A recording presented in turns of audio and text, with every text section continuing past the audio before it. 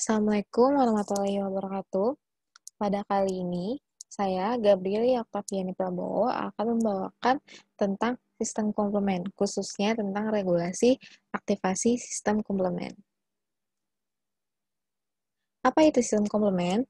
Sistem komplement itu merupakan suatu kumpulan atau suatu sistem dari protein-protein, baik protein pada membran sel maupun yang bersirkulasi di dalam pembuluh, yang kemudian berperan dalam pertahanan terhadap mikroba. Namanya sendiri, sistem komplement, didasarkan pada kemampuan sistem ini sebagai pelengkap dan membantu aktivitas antibodi.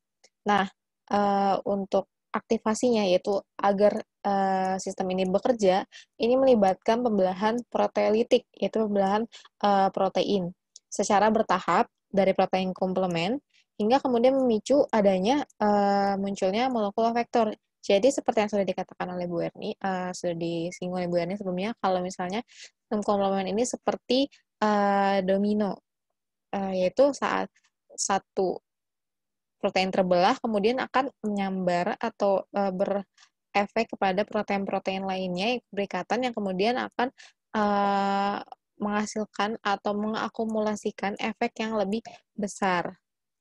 Nah, saat aktivasi, sistem komplement ini khususnya proteinnya berikatan secara kovalen dengan permukaan sel target dan memastikan bahwa fungsi efektor akan terbatas pada situs spesifik tersebut. Maksudnya di sini adalah bagaimana sistem komplement itu hanya bekerja pada titik di mana dia berikatan secara kovalen, seperti itu.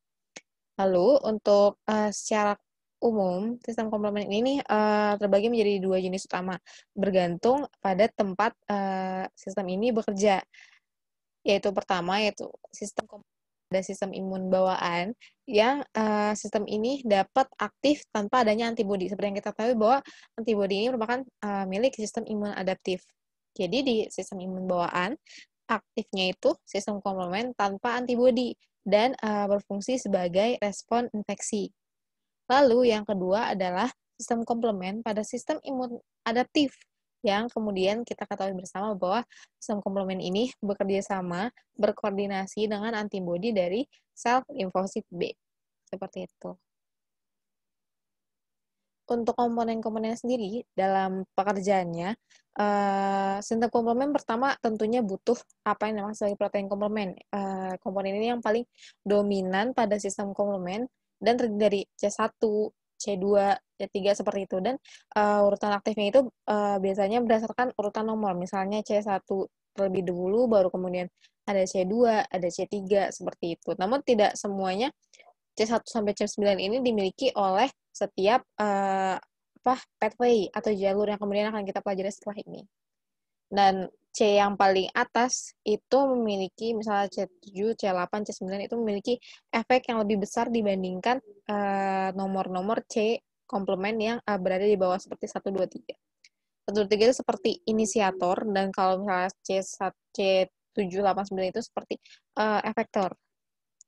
Nah, antibody juga termasuk komplement dari sistem komplement ini, komponen dari sistem komplement itu untuk jalur klasik, yaitu jalur yang berada di sistem imun adaptif. Lalu yang ketiga adalah faktor B, faktor D, dan juga faktor P yang ada di jalur alternatif. Dan juga keempat adalah lektin, yaitu merupakan suatu promotor yang kemudian akan mengaktifkan sistem komplement pada jalur lektin.